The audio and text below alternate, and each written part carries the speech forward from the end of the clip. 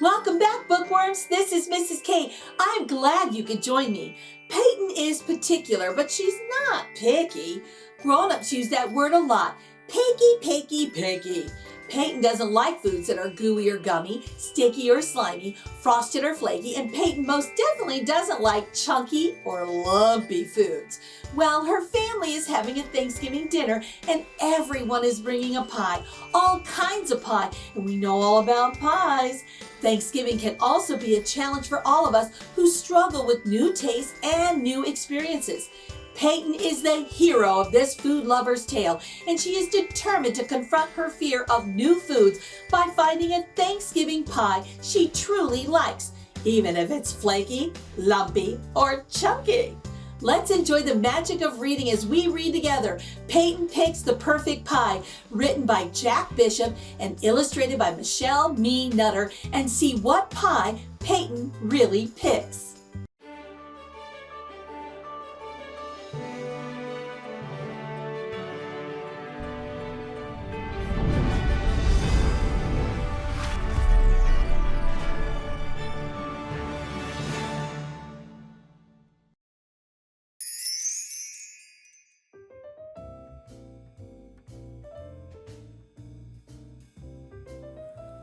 Oh my goodness, let's look at these pies. They're so yummy. Whoopie pies are my favorite.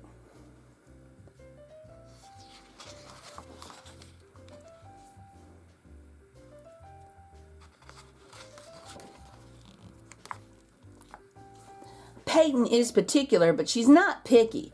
Grown-ups use that word a lot. Picky, picky, picky. It's never a good thing, and it's not fair. Peyton likes dogs and cats, scooters and bikes, pools and beaches. She's not picky.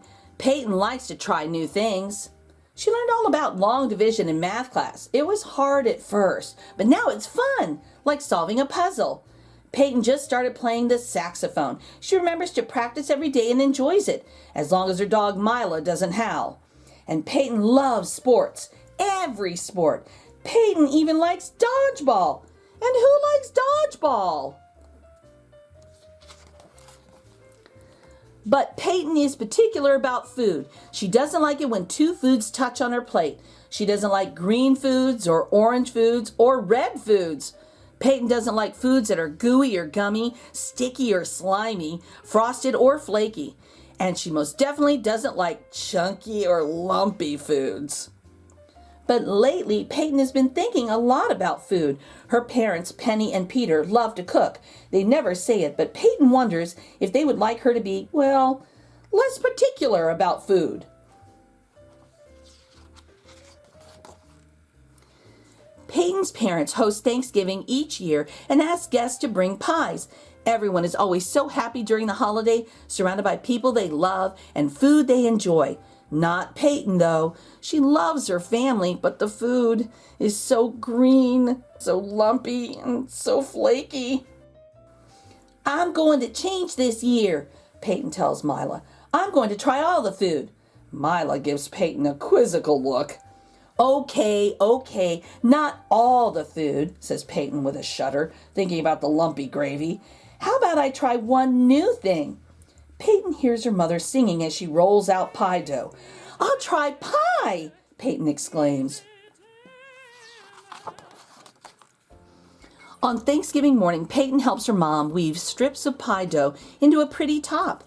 The small holes allow juices from the apples to evaporate, Penny says. That's why my crust is so flaky. Peyton tries to pretend she didn't just hear the word flaky. Ooh. She looks over at her dad. Dad, do you need any help? The first guests are here. It's Uncle Sherwood and Uncle Mark. Peyton is excited and a little nervous to see all the different pies. We brought our famous lemon chess pie, says Uncle Mark. I like checkers better than chess, Peyton whispers to Mila. And then she asks her uncles, what does this pie have to do with playing chess? Uncle Sherwood is a history buff. This recipe dates back several hundred years to England. The original name was cheese pie because the yellow filling sets up very firm, like a piece of cheese. Cheese and pie? Peyton is concerned. That sounds both lumpy and sticky. Don't worry, says Uncle Mark reassuringly. There's no cheese in our pie, just lemon, sugar, cornmeal, butter, and eggs.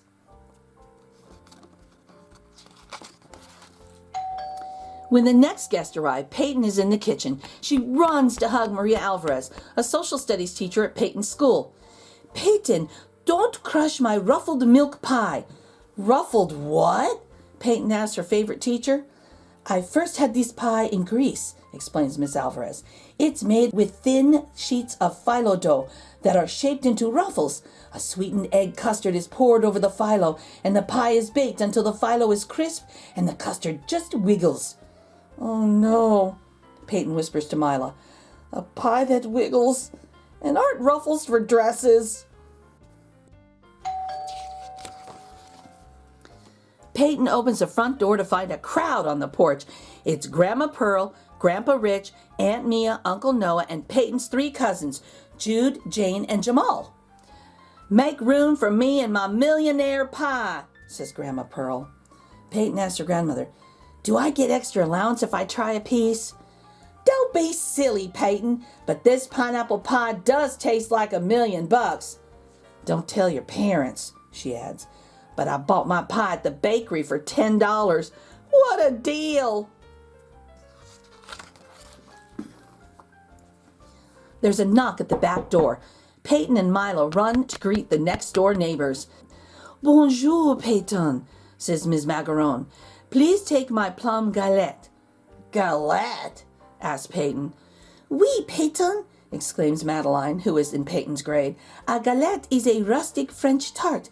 You arrange sliced plums on the dough, fold over the edges, and bake, and voila!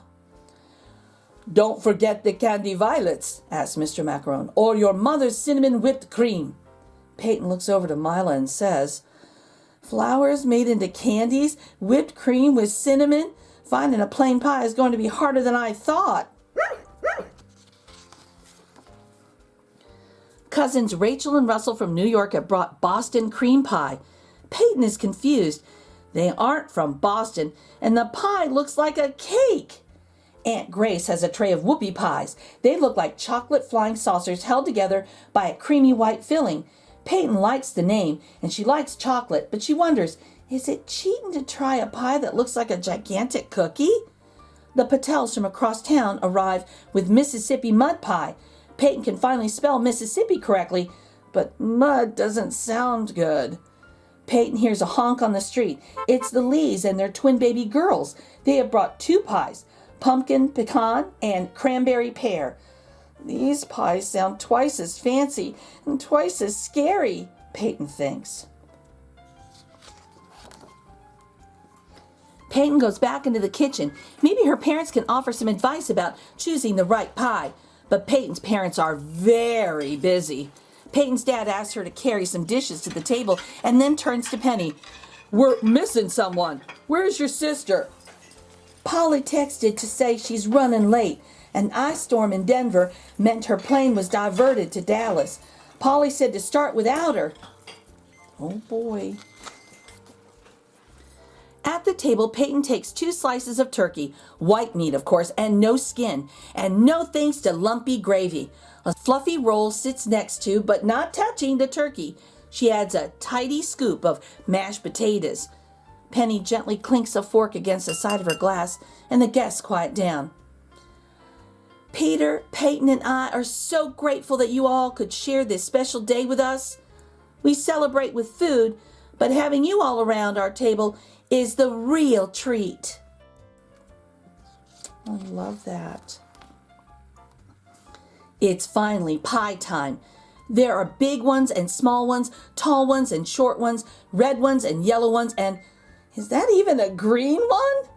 Peyton has never seen so many pies, but one thing they all have in common, Peyton thinks, is that they're kind of lumpy and maybe a little bit sticky or flaky. I'm not sure I can do this, Peyton confides to Mila. Just then, the doorbell rings. Aunt Polly strides into the house holding 2 large, frosty containers.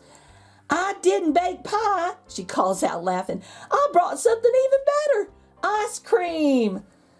I didn't know you could put ice cream on pie, Peyton says. Of course you can, Polly says. It's called pie a la mode. The truth is pie is just okay, but add ice cream and pie is divine. Peyton is suddenly feeling braver. She likes ice cream, particularly vanilla ice cream. Peyton takes a bite of her mom's apple pie. The pie is a little lumpy and a little flaky, but it doesn't seem as scary. Peyton takes another bite and then another. I thought I didn't like pie, but I guess I do. Sometimes when we think we don't like something, we just have to look at it in a different way, says her wise aunt. If all else fails, just add ice cream.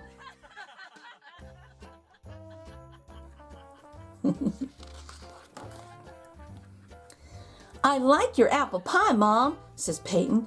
Penny looks surprised, happy but surprised. Peyton thinks for a moment and asks, Can I try another pie? I'm so proud of you, Peyton. Which pie do you want? Chess pie, please. And do you think Uncle Sherwood might teach me some chess moves? Maybe I would like chess if I gave it another try.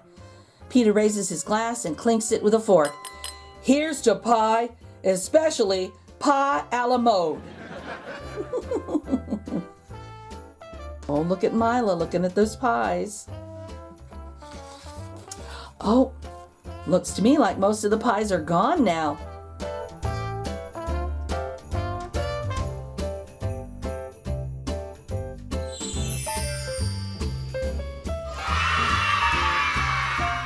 Peyton Picks a Perfect Pie also includes a recipe for the best ever apple pie.